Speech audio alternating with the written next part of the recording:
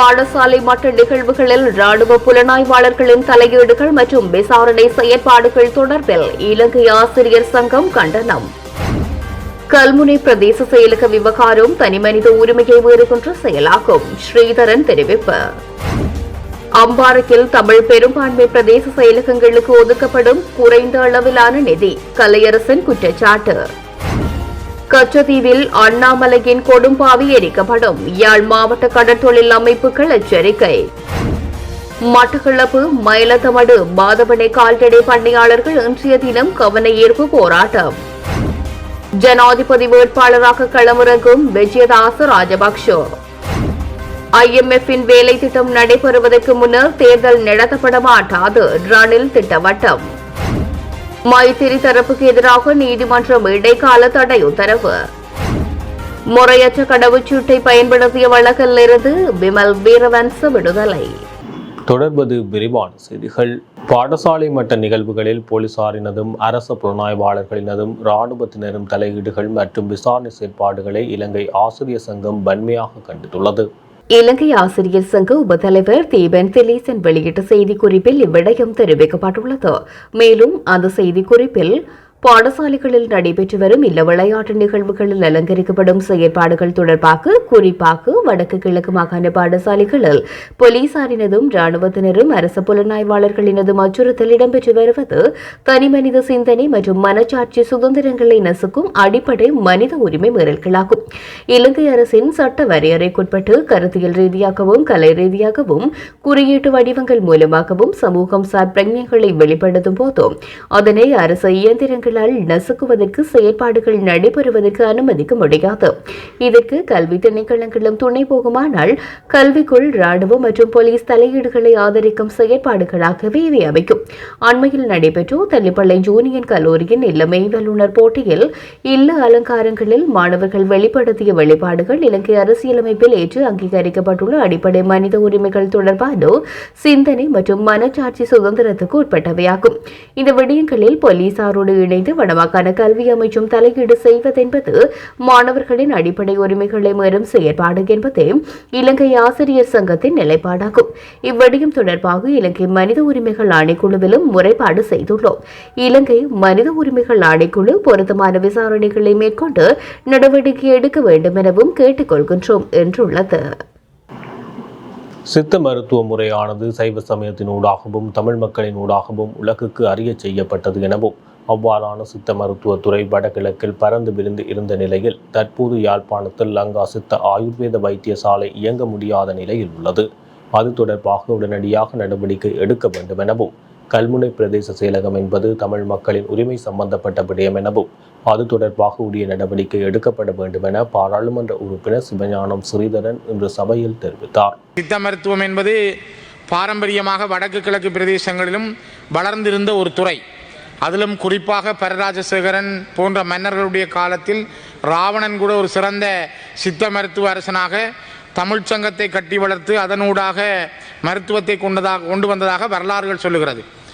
யாழ்ப்பாண மண்ணிலே ஒரு சித்த மருத்துவத்துறை சார்ந்த லங்கா சித்த ஆயுர்வேத மருத்துவ கல்லூரி உண்டு. கௌரவ அமைச்சர் அவர்கள் இங்கே சபையிலே இல்லை. நான் இந்த சபையிலே தெரியப்படுத்துகிறேன். இன்றைய தலையங்கம் என்பதால் யாழ்ப்பாண மாவட்டத்தில் இருந்த லங்கா சித்த ஆயுர்வேத மருத்துவக் கல்லூரி இன்று இயங்க முடியாத அளவிற்கு தன்னுடைய நிலையை இழந்திருக்கிறது. அந்த இயங்க முடியாத நிலையில் இருக்கின்ற சித்த மருத்துவக் கல்லூரியினுடைய செயல்பாடுகள் ராஜ்யமத்துமா இன்னும் கருமந்தித்துமா என்னண்டு சரி நன்றி நன்றி அமைச்சர் அவர்கள். ஆகவே இந்த யாழ்ப்பாணம் சித்த ஆயுர்வேத மருத்துவக் கல்லூரியை சரியான முறையில் இயக்குவதற்கான நடவடிக்கையை நீங்கள் மேற்கொள்ள வேண்டும் என்பதை நான் இந்த சபையிலே முன்வைக்க விரும்புகிறேன். 1925ஆம் ஆண்டு உருவாக்கப்பட்ட இந்த அதுவும் ஆங்கிலேயர்கள் இந்த மண்ணிலே வாழ்ந்த காலத்தில் பிறகு சிங்கள ஆட்சியாளர்களிடம் ஆட்சி பொறுப்புகள் வழங்கப்பட்ட பொழுதும் கூட தமிழ் மொழியிலே சித்த மருத்துவத்தை கேட்பதற்கான ஒரு கல்லூரியாக அது இருந்தது. ஆனால் இப்பொழுது இயங்க முடியாமல் தடுக்கப்பட்டு கொண்டே செல்கின்றது. அதனை விட அந்த சித்த மருத்துவக் கல்லூரியுடைய செயல்பாடுகள் முடக்கப்பட்டிருக்கிறது. இன்று யாழ்ப்பாண பல்கலைக்கழகத்தோடு இருக்கிற சித்த மெடிசின் அங்கிருந்து படித்த பல வைத்தியர்கள் வேலை இல்லாமல் இருக்கிறார்கள். ஆயுர்வேத கல்வியை கற்றவர்கள் வடக்கு கிழக்கிலே நிறைந்த வைத்தியர்கள் வேலை இல்லாமல் வீடுகளிலே இருக்கிறார்கள். அவர்கள் அந்த நம்பிக்கை சித்த மருத்துவ கல்வியை கற்றுக்கொண்டால் தாங்கள் ஒரு வைத்தியராக வெளிவந்த பிற்பாடு எங்களுக்கு ஒரு வேலை இந்த நாட்டிலே கிடைக்குமா, மருத்துவத்துறையை செய்ய முடியுமா என்கிற ஒரு மிகப்பெரிய கேள்வி அவர்களிடம் உண்டு. ஆனால் இந்த நாட்டில் இருக்கிற ஆங்கில மருத்துவம் சித்த மருத்துவத்தை அழித்து கொண்டிருக்கிறது. அதிலும் கூடுதலாக மருந்து மாபியாக்களும் அந்த ஆங்கிலேய மருந்துக்களை விற்பனை செய்பவர்களும் சித்த மருத்துவத்துறையை மூடுவதற்கான முயற்சிகளை மேற்கொள்கிறார்கள். ஆகவே தயவு செய்து அமைச்சர் அவர்களே, நீங்கள் இந்த விடயத்தில் அதிகமான கவனம் செலுத்துங்கள். இந்த சித்த மருத்துவத்துறை, அதிலும் தமிழர்களுடைய பாரம்பரியமான அவருடைய கை வைத்தியம், நாடி வைத்தியம், இவை மிக முக்கியமானது. இன்றும் கூட பல தாய்மார்கள் உயிரோடு இருக்கிறார்கள். அவருடைய நாடி வைத்தியம், கை வைத்தியங்கள் பல கிராமங்களிலே இன்றும் கடைபிடிக்கப்படுகின்றன. சித்த மருத்துவத்துறை வளர்ச்சி பெற்றிருக்கிறது. இந்த சித்த மெடிசின் முடித்த வைத்தியர்களுக்கான நியமனங்களை வழங்குதல், லங்கா ஆயுர்வேத மருத்துவக் கல்லூரியை மீண்டும் இயக்குவதற்கான பொறிமுறையை உருவாக்குதல் போன்ற விடயங்களை நான் இந்த இடத்திலே முன்வைக்கின்றேன். இதனோடு இணைந்த வகையில் ஒரு முக்கியமான விடயத்தை பதிவு செய்கிறேன். பிரதி சபாநாயகர் அவர்களே, இன்று கல்முனை வடக்கு பிரதேச செயலகத்தில் தங்களுடைய பிரதேச செயலகத்தை காப்பாற்றுங்கள் என்று இன்று வரை கடந்த 25ஆம் தேதியிலிருந்து 8 நாட்களாக மக்கள் தொடர் போராட்டம் நடத்தி வருகின்றார்கள்.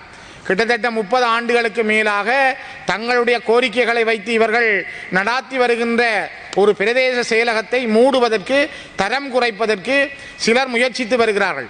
அரசாங்கங்கள் மாறி மாறி வந்தாலும் கூட அந்த செயல்பாடுகளை முன்னெடுப்பதற்கு தடுத்து வருகிறார்கள். கல்முனை வடக்கு பிரதேச செயலக நிர்வாக செயல்பாடுகளுக்கு எதிரான அடக்குமுறைகளுக்கும் அத்துமீறல்களுக்குமான எதிர்ப்பை தெரிவித்து கடந்த 8 நாட்களாக, இன்று வரை 8 நாட்களாக கல்முனையிலே அந்த மக்கள் போராடி கொண்டிருக்கிறார்கள்.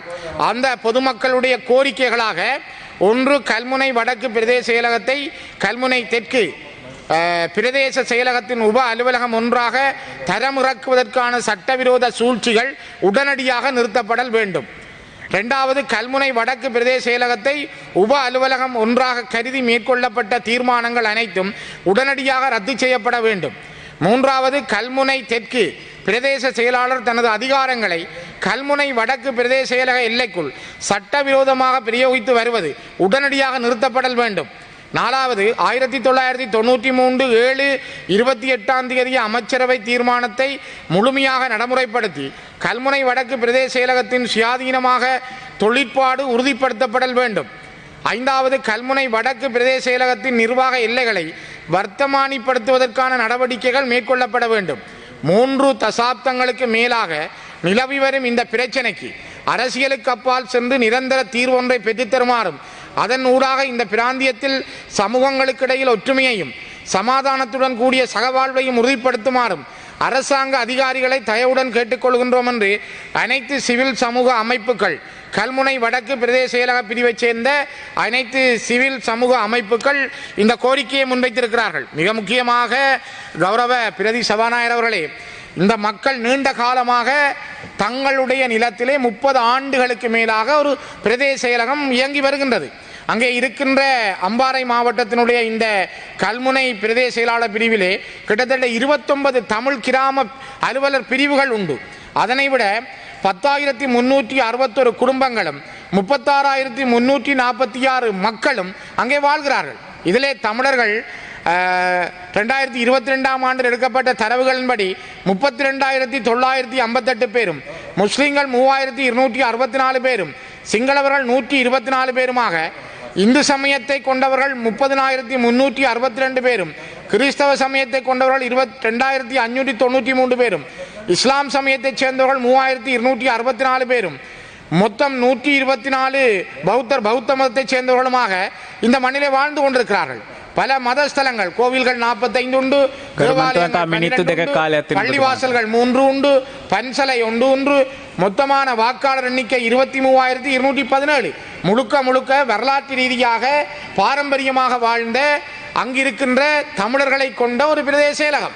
இது ஒரு தமிழர்களுடைய பிரதேசம். சுயமான சுதேசிய தமிழ் மொழியை பேசுகின்றவர்கள் என்ற காரணத்தினால்தான் அதனை பறிக்க முற்படுகிறார்களோ என்கிற ஒரு சந்தேகம் ஏற்படுகின்றது.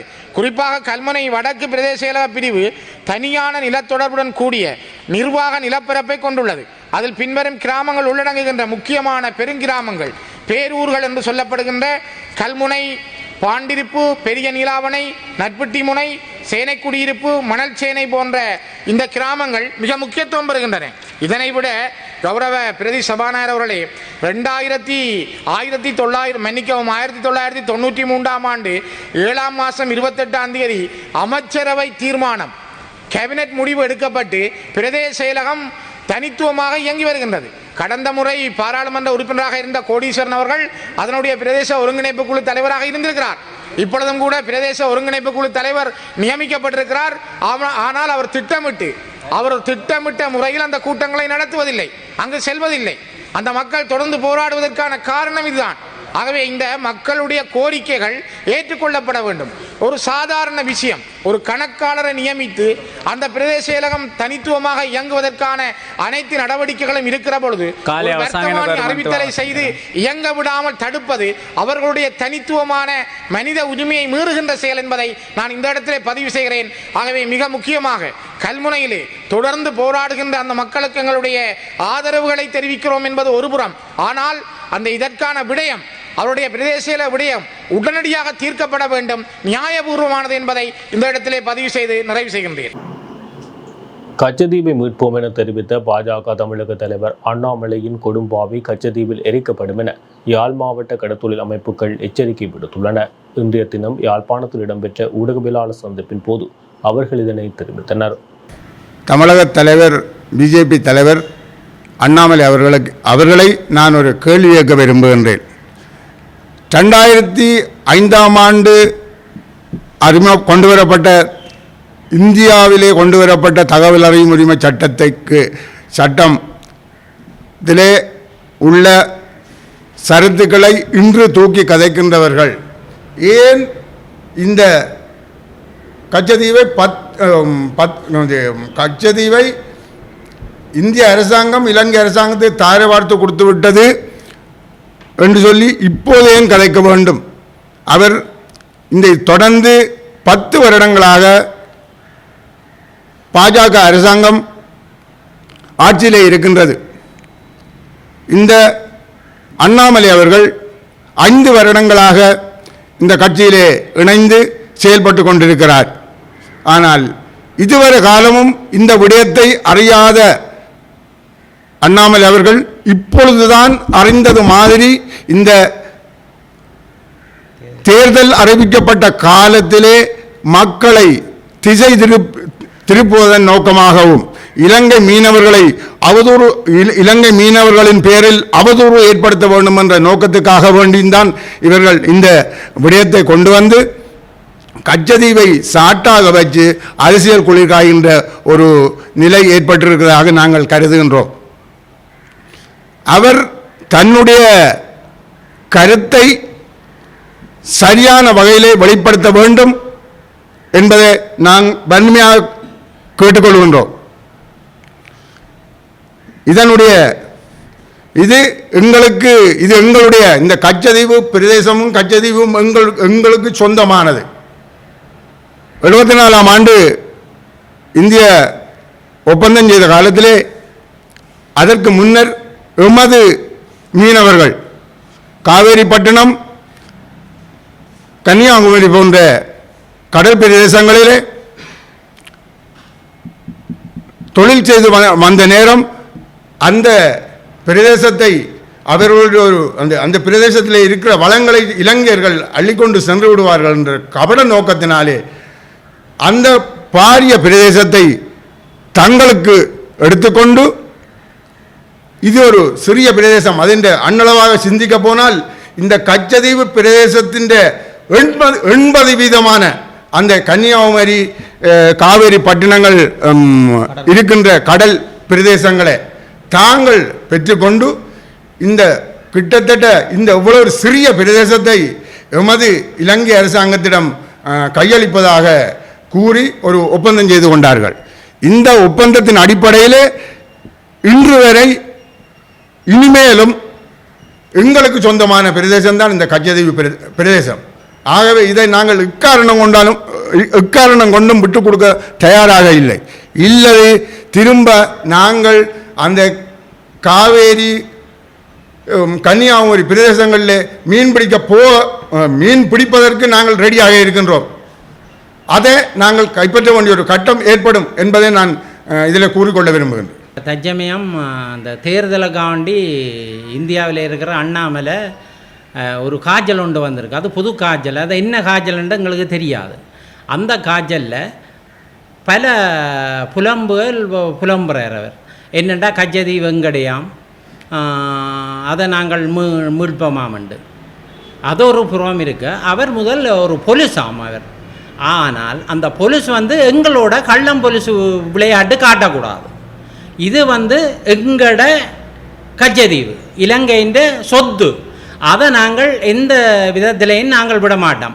அவர் அப்படி தொடர்ந்தும் செய்வாராக இருந்தால் நாங்கள் கொண்டு கச்சதீவு எல்லையில் வச்சு அவற்றை கொடும்பாவியை கூட எரிக்கிறதுக்கு தயாராக இருக்கிறோம். நன்றி, வணக்கம். மட்டக்களப்பு மயிலத்தமடு மாதவனை கால்நடை பண்ணையாளர்களின் போராட்டம் ஆரம்பமாகி இன்றுடன் 200வது நாளை பூர்த்தி செய்யும் நிலையில் இன்றைய தினம் கவனஈர்ப்பு போராட்டம் ஒன்று முன்னெடுக்கப்பட்டது. மயிலத்தமடு மாதவனை கால்நடை பண்ணையாளர்கள் அமைப்பின் ஏற்பாட்டில் இந்த போராட்டம் இன்று முன்னெடுக்கப்பட்டது. இந்த போராட்டத்தில் பொத்துவில் தொடக்கம் பலிக்கட்டு வரையான மக்கள் இயக்கத்தின் இணைப்பாளர் வேலன் சுவாமிகள், சிவில் சமூக செயற்பாட்டாளர் சிவயோகநாதன் உட்பட பெருமளவான சிவில் சமூக செயற்பாட்டாளர்கள், கால்நடை பண்ணையாளர்கள் இந்த போராட்டத்தில் கலந்து கொண்டனர். இதன்போது சித்தாண்டி முச்சந்தி விநாயகர் ஆலயத்தில் இருந்து கவனஈர்ப்பு ஊர்வலம் ஆரம்பமாகி சித்தாண்டி மகா வித்தியாலயம் வரையில் வருகை தந்ததுடன் அங்கு ஆர்ப்பாட்டமும் முன்னெடுக்கப்பட்டது. மயிலத்தமடு மாதவனை பகுதியில் அத்துமீறிய பயிற்சியாளர்கள் தொடர்ச்சியாக அத்துமீறல்களை முன்னெடுத்து வரும் நிலையில் இதுவரையில் அவற்றினை கட்டுப்படுத்த எந்த நடவடிக்கையும் எடுக்கப்படவில்லை என இங்கு குற்றம் சாட்டப்பட்டது. அரசியல்வாதிகள் பல்வேறு வாக்குறுதிகளை வழங்கிய போதிலும் இது தொடர்பில் தமது மேய்ச்சல் தரையினை மீட்பதற்கு எந்த விதமான ஆக்கப்பூர்வமான செயற்பாடுகளையும் முன்னெடுக்கவில்லை எனவும் இங்கு பண்ணையாளர்களால் தகவல் தெரிவிக்கப்பட்டது. தமிழர் பகுதிகளில் முன்னெடுக்கப்படும் இவ்வாறான காணி அபகரிப்புகளை தடுத்து நிறுத்துவதற்கு சர்வதேச நாடுகள் இதுவரையிலும் எந்தவிதமான பணிகளையும் முன்னெடுக்கப்படாமல் கவலை அளிப்பதாகவும் இங்கு தெரிவிக்கப்பட்டமை குறிப்பிடத்தக்கது. நீதித்துறை, சிறைச்சாலை விவகாரங்கள் மற்றும் அரசியலமைப்பு மறுசீரமைப்பு அமைச்சர் கலாநிதி விஜிதாச ராஜபக்ச ஸ்ரீலங்கா சுதந்திர கட்சியின் ஜனாதிபதி வேட்பாளராக களமிறங்குமாறு கட்சியின் செயற்குழு உறுப்பினர்கள் மற்றும் தொகுதி அமைப்பாளர்கள் ஏகமனதாக கோரிக்கை விடுத்துள்ளனர். ஸ்ரீலங்கா சுதந்திர கட்சியின் செயற்குழு உறுப்பினர்கள் மற்றும் தொகுதி அமைப்பாளர்களின் கூட்டம் கொழும்பு டார்லி வீதியில் உள்ள கட்சியின் தலைமையகத்தில் நடைபெற்ற போது இவ்வாறு கோரிக்கை விடுக்கப்பட்டுள்ளது. இது தொடர்பில் கருத்து தெரிவித்துள்ள அமைச்சர் விஜயதாச ராஜபக்ஷ இது தொடர்பில் மேலும் கலந்துரையாடி உரிய தீர்மானம் எடுக்கப்படும் என தெரிவித்துள்ளார்.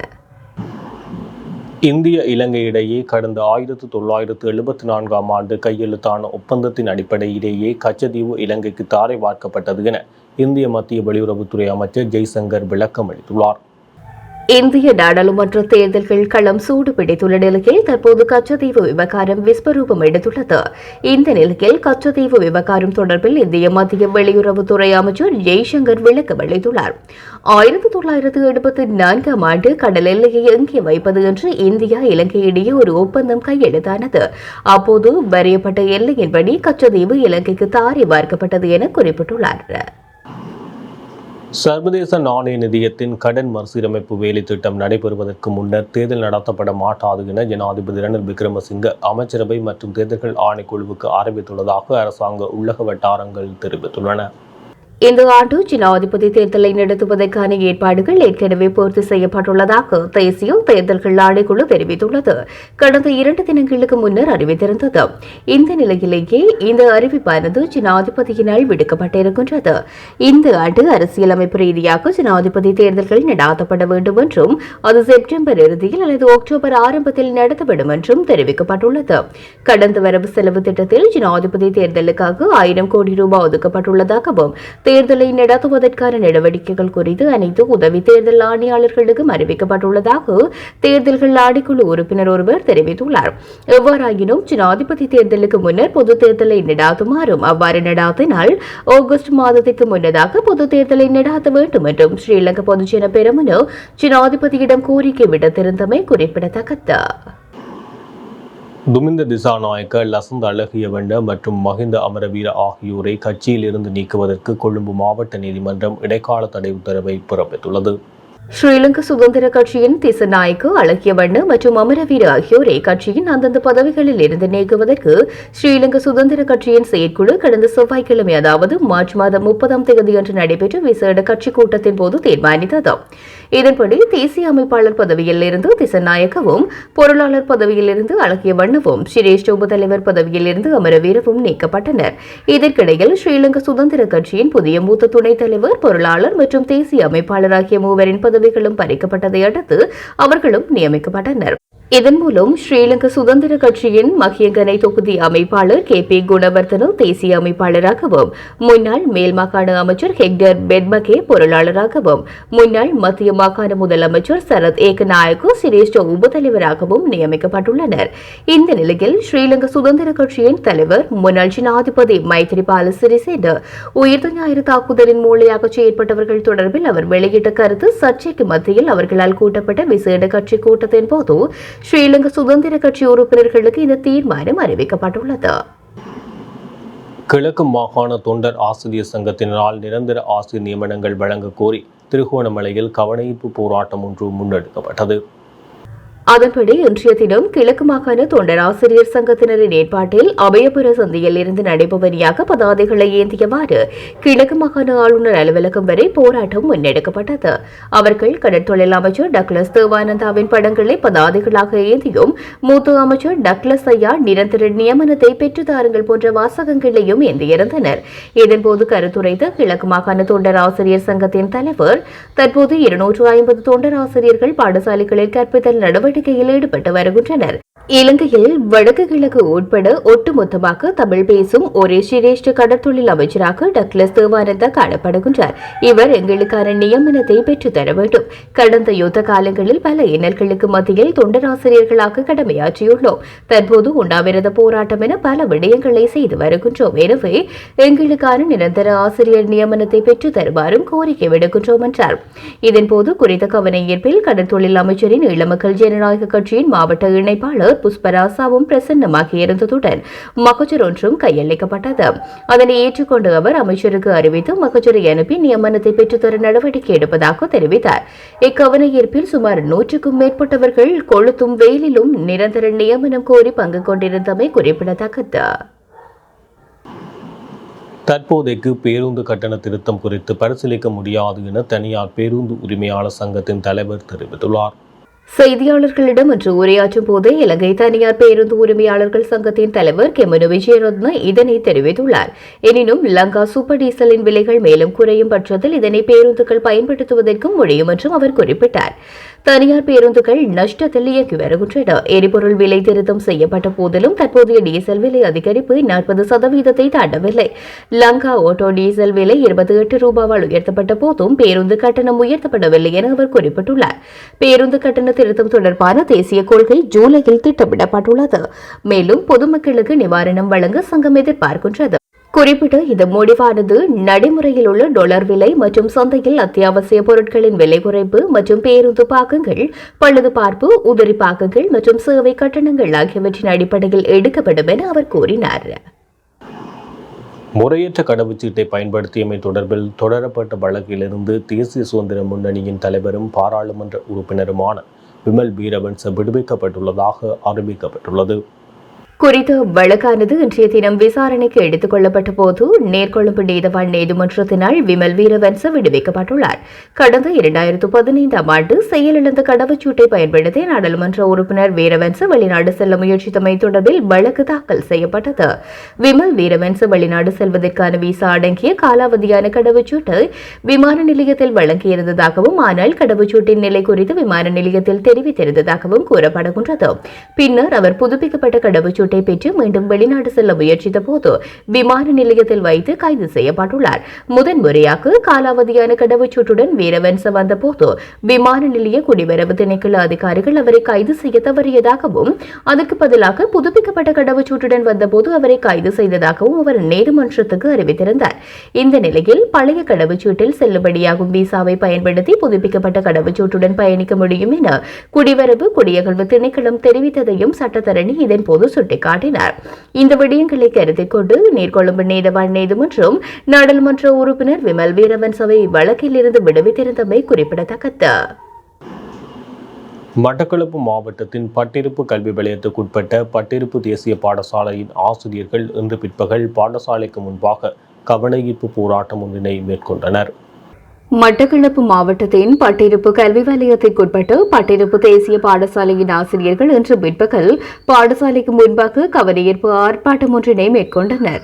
பட்டிருப்பு வலய கல்வி பணிப்பாளரினால் ஆசிரியர் இடமாற்றத்தின் போது பிழையான வகையான செயற்பாடுகள் முன்னெடுக்கப்பட்டதாக கூறியே இந்த போராட்டமானது முன்னெடுக்கப்பட்டது. தேசிய அரசாங்கத்தின் கீழ் தேசிய பாடசாலைகள் இயங்கும் நிலையில் மாகாண சபையின் கீழ் இயங்கும் நிர்வாகங்கள் இடமாற்றங்களை மேற்கொள்ளும் செயற்பாடுகளை கண்டித்தே இந்த ஆர்ப்பாட்டம் முன்னெடுக்கப்பட்டது. நீதியற்ற முறையில் இடம்பெற்று வருகின்ற ஆசிரியர் இடமாற்றத்துக்கு எதிராக இன்று பாடசாலை கற்றல் நடவடிக்கைகள் நிறைவடைந்த பின்னர் இந்த கவனஈர்ப்பு போராட்டமானது பாடசாலையின் முன்பாக இடம்பெற்றது. தாங்கள் தேசிய பாடசாலையின் கீழ் நியமனம் பெற்றுள்ள நிலையில் தங்களுக்கு இடமாற்றங்கள் வழங்க வேண்டுமானால் இன்னொரு தேசிய பாடசாலைக்கு இடமாற்றம் வழங்க வேண்டும் என்றும், மாறாக மாகாண பாடசாலைகளுக்கு இடமாற்றம் செய்வதை அனுமதிக்க முடியாது எனவும் ஆசிரியர்கள் இதன்போது தெரிவித்தனர். மேலதிக ஆளணிகள் இருக்குமானால் அவர்களை மேலும் ஒரு தேசிய பாடசாலைக்கு இடமாற்றம் செய்ய வேண்டும் எனவும், மாறாக வலய கல்வி பணிப்பாளர் எழுந்தமானமாக இடமாற்றங்களை செய்வதை அனுமதிக்க முடியாது எனவும் இதன்போது தெரிவிக்கப்பட்டது. வலய கல்வி பணிப்பாளரை நீதியற்ற நிர்வாக தலையீட்டினை பாடசாலையின் மீது திணிக்காதே, 300 மாணவர்களை கொண்ட பாடசாலையும் 3000 பிள்ளைகளை கொண்ட பாடசாலையும் சமனா, பாடசாலையின் நிர்வாகத்தில் தலையிடாதே போன்று பல்வேறு பதாதைகளை ஏந்தியவாறு போராட்டமானது முன்னெடுக்கப்பட்டது. இது தேசிய பாடசாலை மேலதிகமான பாடணி என்றால் நாங்கள் தேசிய பாடசாலைக்கு இடமாற்றம் செல்ல விரும்புகிறோம். அதற்காக வலுக்கட்டாயமாக நாங்கள் இன்னொரு மாகாண இந்த பாடசாலை நாங்கள் விரும்ப இல்லை. இதை நாங்கள் வன்மையாக கண்டிக்கிறோம்.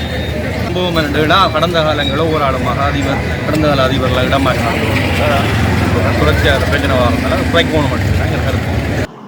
இத்துடன் ஜெஃப்னா கேலரியின் இரவு நேர பிரதான செய்திகள் நிறைவு பெறுகின்றது. மேலும் செய்திகளை அறிந்து கொள்ள எமது இணையதள பக்கமான www.jeffnagallery.lk என்ற இணையதளத்துடன் இணைந்திருங்கள்.